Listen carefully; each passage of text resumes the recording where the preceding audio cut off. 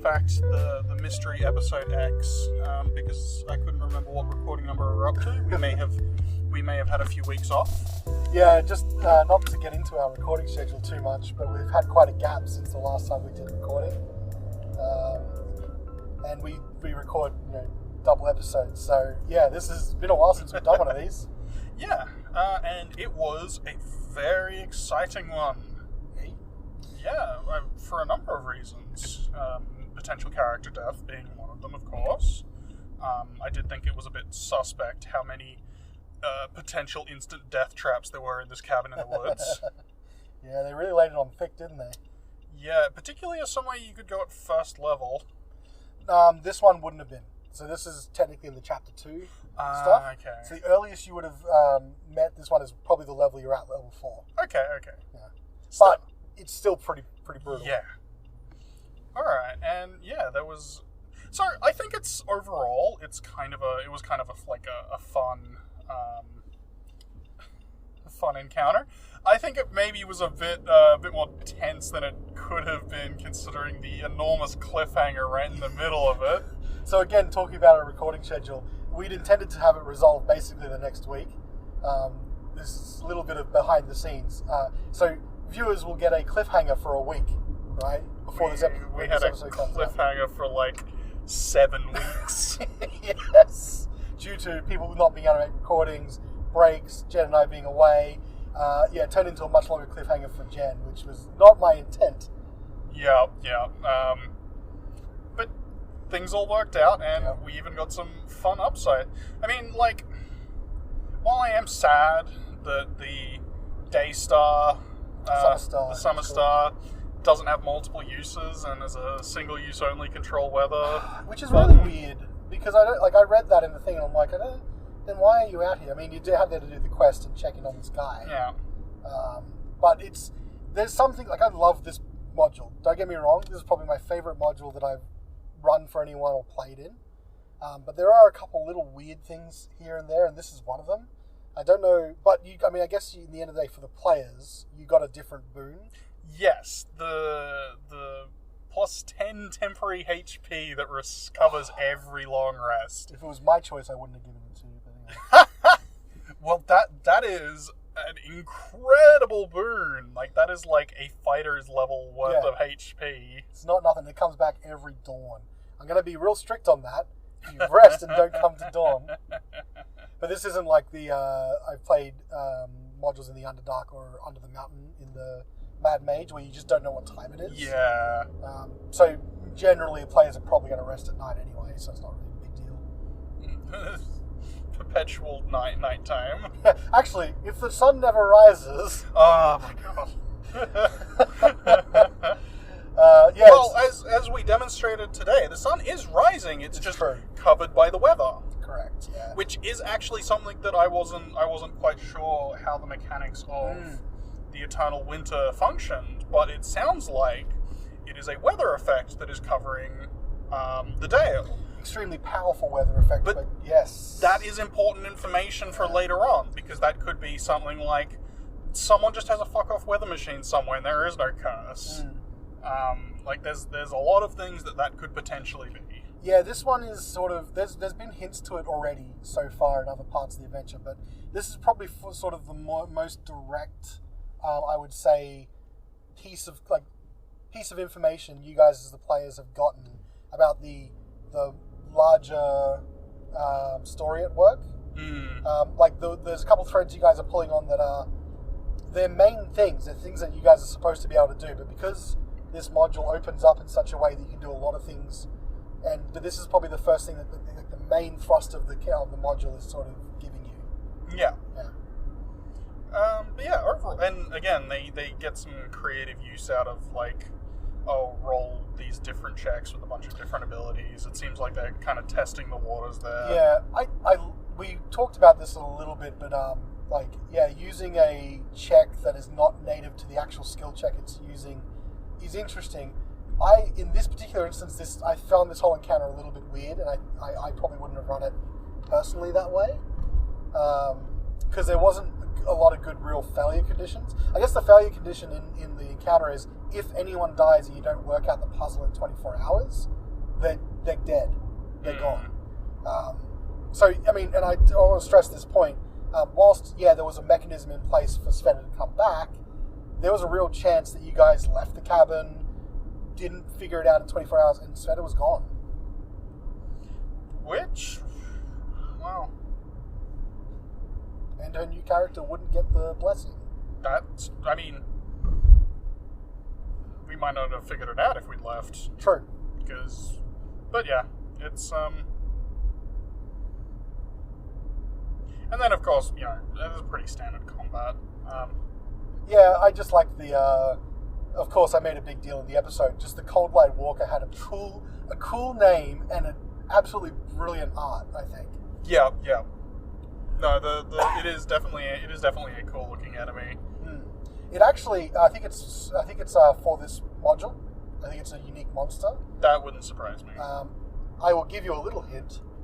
There is actually some lore reasons that are directly tied to the story of this place. I am, 100% certain that the reason that thing came after us is because we fucked with the clouds. Well, you'll have to find out. You need to do some investigation. Next time on Reflex Save. There's a few things. Yeah, there's definitely a few things about those. They're a cool creature, and lore-wise, for this adventure, there's actually real cool reasons for them to be there as well. Yeah, I think our next big task is going and looking for some Duragar. Well, I mean, your next big task is to return the Psi Crystal to some aliens. We're gonna hoof it for that one. Yeah. Which is, I was interested because I was listening to you guys, and this is as a GM thing, you never know what your player's going to do. Because I've sort of put you on a little bit of a time clock. So you guys could have rested in that cabin and got all of your new stuff back right away, and all of your health, and made that fight even easier for you. Or you could have taken a short rest and at least gotten some more hit points back. But you decided to press on, which I think is actually really good because time-wise you want to be a little bit more mindful of that. Yeah, we want to get back before Kablooey. But yeah, then the next major part, I guess, I mean, look, you as players could just decide not to do it, but because there is also more stuff out there. Like I can switch away the story, but from the narrative threads that you've got, the next big thing is to work out what's going on with this Duragar. Yeah, and then the fortress up in the mountains. Yep, that's true. But also, excitingly, you guys hit 5th level. Yeah, it's an important level for a lot of people. Like, I think nearly every class... It's funny because, Jen was like, well, I just get some new spells, which on the surface of it sounds like a kind of boring level, but then you have to realize 3rd level spells, out of probably even the higher level spells, it's when magic starts getting real in D&D. That's where your big bread and butter fireball's in there, and lightning bolt for evocation wizards. Stuff like Revivify for clerics is in there. Fly. I think Invisibility is also there too. No, that's a 2nd level spell. I thought See Invisibility was 2nd level and Invisibility was 3rd. They're both the same level. But some of the other very serious spells, Call Lightning's in there for druids. Phantom Steed. I think there's also the Fireball. It's not Fireball. Flaming Sphere's in there. No, that's 2nd level as well. Level. I always find it really weird that in 5th edition, Flame Strike is a 5th level spell, but it does the same damage as a Fireball, with the same area of effect as well. There's got to be something different. It does half fire, half radiant. Right. But it's the same damage die, despite being a 5th level spell. Yeah. But see, that's the thing, that's a 5th level spell, but the meat and potatoes of the big spells are all in 3rd level, right? And you'll find a lot of people will upcast those spells because they're the most efficient in terms of damage-wise, right? Or what they do for a player. Yeah. So 5th level is pretty serious. And then, of course, martial classes, which you can kind of count the Hexblade as a martial class. They get their 2nd attack, which is nothing to sniff at.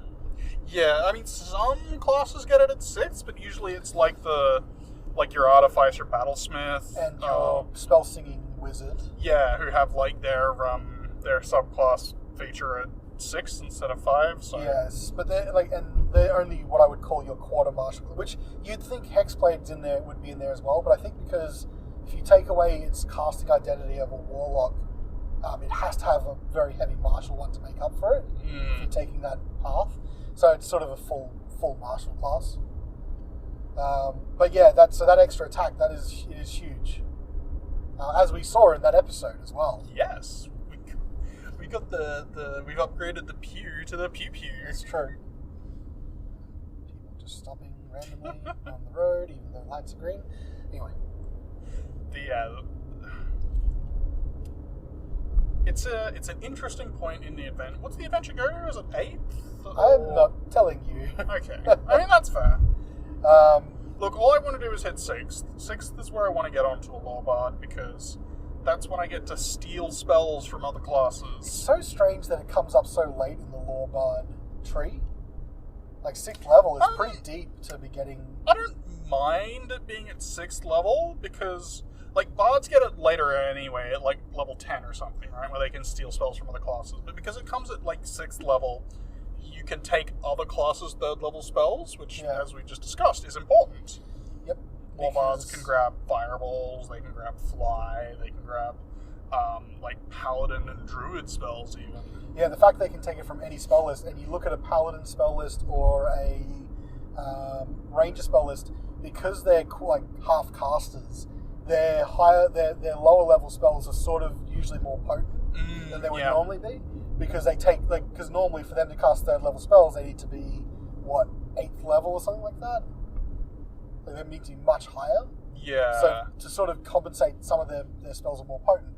Being able to take it earlier sort of allows you to cheat that a bit. And I have plans for my 6th level already, because I do that when I'm playing games. I have like soft plans for how I want to level up my character. Assuming Carnelian lives, you'll get to see them out. Carnelian's lived pretty well so far. I'm pretty sure he's the only party member who hasn't been reduced to 0 hit. Wait, no, that one time. You've been paralyzed before. But he typically keeps well out of harm's way.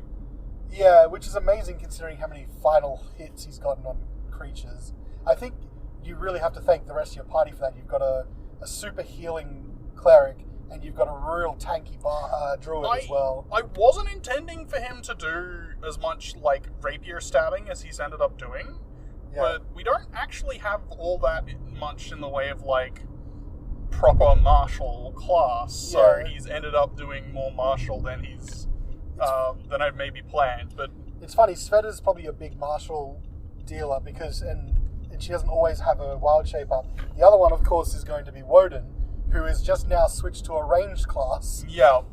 So, yeah, it's mostly relying on Sveta to be your tank and your frontline fighter, which is pretty precarious, to be fair. Well, my current plan is to go steal the Paladin mount spell. Because as a kobold, I can get a medium-sized mount, which means I can take it with me more places. There's still... Okay, you have to talk to me about that later. I mean, I have spoken to you about this before, but yes, I will be bringing it up again. Someone, and you can't do this, but someone tried to argue... I don't know what game it was. I think Jen was telling me about it for someone else in a different game she was hearing about. Someone was trying to argue that a kobold's natural mount was an orc, or something similar to that. And I'm like, you can't summon an orc. Look, based on my previous experience with kobold lore, I'm going to go ahead and say that a kobold's natural mount is a dire weasel. I mean, that's probably okay. I'd have to look it up. But I was going to say, and I brought this up before, is I wanted it to be a marten. Right, yeah. So, because yellow pine martens, they're like native to like the northeast part of Europe, mostly Russia. Yep. But they are like a long, slinky, carnivorous mastelid. Okay. But there's like a similar sort of like statted like mount option, and the spell actually says like you can ask your GM if you want like a similar mount to one of the ones we presented below. Question I have is, does the mount get attacks and stuff like that? Because you guys have a ton of pets already. Yes. I'm already not happy about it. Yes, it does. So... I don't like it. You guys have too many pets I have to deal with. I don't like it. You don't want more animals for people to talk with? Oh my god. Well, that's fine because I'm not going to do the voice. Yeah. You're going to do it, or someone else. Yeah, I'll do it. I'll be the Martin. But it's more that, like, I guess because it's a summoned creature, I don't have to really stat track if it dies. Like, I'm doing a whole special thing for Otto and Dogcliff. Yeah. Which I guarantee you, if I hadn't have done that, Dogcliff would have died long ago. For sure. And I'm sure that a lot of the rest of the party, myself included, appreciate that because Dogcliff and Otto have been of tremendous assistance in every fight. Actually, talking about your other martial fighter, it's Otto and Dogcliff. Yeah, it really has been. Yeah, it's basically all animal frontline right now. But yeah, the fun thing about the Paladin mount spell, is that I share any buff spells cast on myself with my mount. Right. That doesn't sound like a fun thing that I'll have. See, I like it because it means that I can grab just whatever buff spell I want, plus the mount spell. Yeah, I don't like that. I also don't like it because Horatio often casts, like, less, so you can target you and not the mount. I'm pretty sure the wording is any spell that targets me and only me. Right. Okay. I share with the mount. Okay. It's like a second level paladin spell, and it's a something mount, but it's. Okay, I'm less upset now. Because initially I was looking at like Spectral State, because Spectral State is a really cool spell. But Phantom State, yeah. But turns out that the Paladin mount spell is just a better version. I mean, to be fair to Paladins, it's like one of their main shticks. It be good. They used to get it as I'm very disappointed. Paladins have been getting less and less like cool as time has gone on. I don't know, because Paladin's Smite is way cooler than it used to be. Paladin's Smite is way cooler, but Paladins used to actually get a lot for being a paladin, but yeah. But I think the same is true for all classes. Every class used to just get more stuff. Yeah. The D&D 5th edition simplified a lot of things so that it was a little bit easier to keep track of things. It was and I'm not saying simple as in dumbed down. I'm talking about streamlined and make sure that you can play things more efficiently, because I know it takes us usually about an episode to do combats, about an hour. Combats used to take hours and hours because everyone, especially getting higher, at the higher level you went, characters had so many items and so many special abilities, feats, and just little bullshit trinkets. There was the other way where that would go, where sometimes even at higher levels, even against big fights, the fights would get faster because certain fights would be faster, certain fights would be slower. Because the wizard would just be like, check out this new spell I learnt, invalidate the whole fight. But it also, this is one of the reasons why they tried to solve this for 5th edition, it also sort of meant, hey, your party really should have a wizard. Hey, your party really should have a cleric. Hey, your party really should have a fighter, or a very specific party layout was optimal to survive in Pathfinder and 3.5. One high-level arcane spellcaster and one high-level divine spellcaster were almost required. The correct choice. Yeah, and I think that 5th edition does a good job of allowing more classes to construct a party and still be viable. I do definitely agree there. But you're right, it does mean that some classes that got a lot of things out of their class features don't get as much as they used to. Yeah, starting to feel a bit more samey. I do like that. I do miss that the Paladin used to have a class feature that was, here is your very special horse. Yeah. It is your horse. The horse is amazing.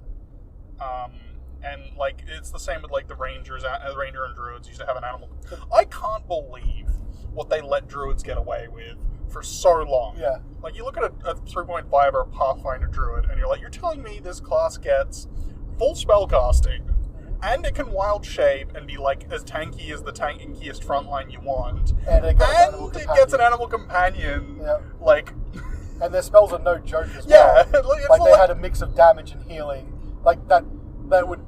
Healing that would not be quite as good, but rival clerics. And damage that would be not quite as good, but rival, like wizards and sorcerers. And an animal companion wasn't just like, oh, I can turn into a bear. Like, there's almost always a good animal you could turn into for most situations. For wild shape. But also, like, animal companions leveled up as well. Yeah, they got They started real fragile, but they very quickly became... Well, they just started out as, like, the regular animal, but they gained hit dice with you. Yeah.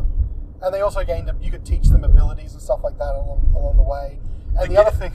The game gave you, like, things that made them more durable so they wouldn't randomly die on you. And, of course, because you're a druid, you have access to the summon Nature's ally. And stuff like that. Yeah, no, druids were stacked. Like... They were always stacked. And I argue that the 5th edition druid's pretty good too. The 5th edition druid, having played some 5th edition druids, I absolutely agree with you. Even without Animal Companion... I think they did away with Animal Companions in general because they were very annoying for players and DMs to track. Yeah, they were very fun. They were fun if you were willing to, like, put the time in to create the Animal Companion and be like, I care about this now. I mean, that's kind of what we're doing with Otto and Doug. Yeah, exactly. But also, aside from that, often players would forget they had Animal Companions like they do Familiars. I feel like Familiar definitely got that more than Animal Companion. But also, like, and this happens to Familiars now, like, because people forget about them, or, like, you need to be real quick on your turn when you're using them, so otherwise you could spend a whole turn going, okay, I'm going to go do this, and then this, and then this, and then my Animal Companion's going to do this, this, and this, and if you're not quick, you can really drag out turns. So I think they took that away. It's still a feature for one of the ranges. Two of the ranges now, but one of the ranges. The way it's integrated for the Drake Warden, which I really, really enjoy, is much better. Drake Warden is a cool ranger class. I played it for the Swift action, if you remember. I do, in fact, remember that. It was, and I didn't even really get to fully use it because it was a short module.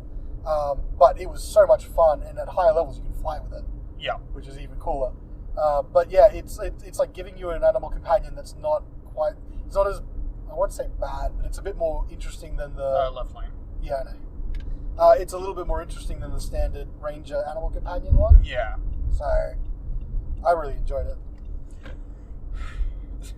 But yeah, they took away a lot of the animal companion stuff because I mean, just to streamline. They kind of gave everybody like the animal friendship spell, which is like not exactly the same, but yeah, it's harder to use. It is harder to use, and you have the downside of like, yeah, the animal can choose to follow you, which 9 times out of 10, yeah, like you could accomplish the same thing by a roleplay, like we did with Dogcliff. Yeah, well, yeah, I mean, you're not wrong. I mean, technically, I probably should have had Sveta take animal friendship and do that, but I mean, Sveta's a druid. She could have just swapped out for a day, cast the spell, swap back. Yeah, it's really nitty gritty, and so it's like also as a GM, I'm telling a story. Right? Yeah, and it was evolving really early on that people liked this one specific dog because that's what Woden was able to able to charm one dog to help you out, and then just after that they're like, well, we want to keep this dog.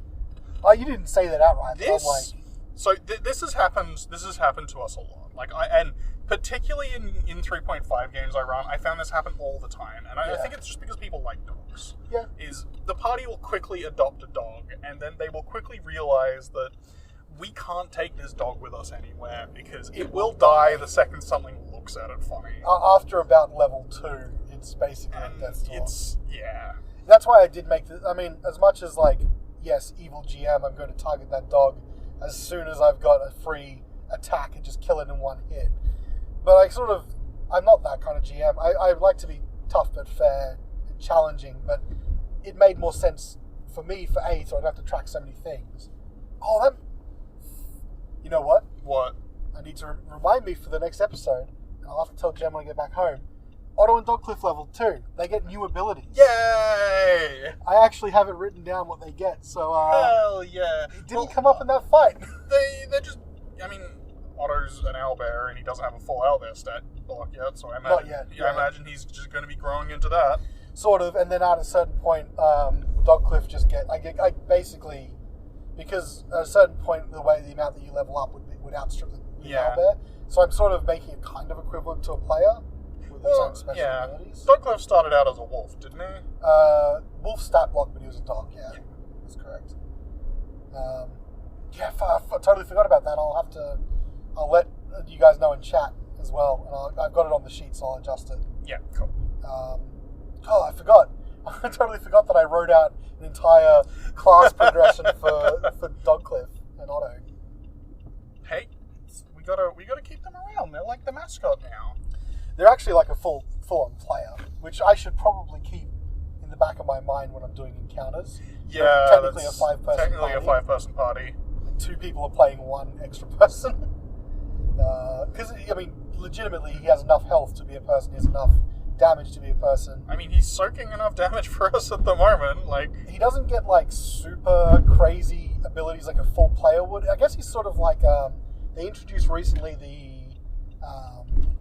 the not companion, the follower. Oh, like a hireling. Yeah, they've actually done rules for it in 5th edition now. We had it in the Swift Action episode was the follower for Martin's Paladin was the cleric. And it's not based on a full level cleric, it's based on the follower that has the cleric, like the divine caster subtype. Yeah. And that's actually a really interesting way to look at it. I guess it's sort of more that power level, so it's not 100% a player, but given the amount of health I've given Dogcliff and Otto, kind of is. Oh, I guess he would have the temporary hit points as well. No, he wasn't in the cabin. No temporary hit points for Otto and Dogcliff. Alright, fine. I've just made that decision. We're listening to the GM's decision-making process real live. In real time. Alright. Well, we're here. Get the fuck out of my car. See you next week.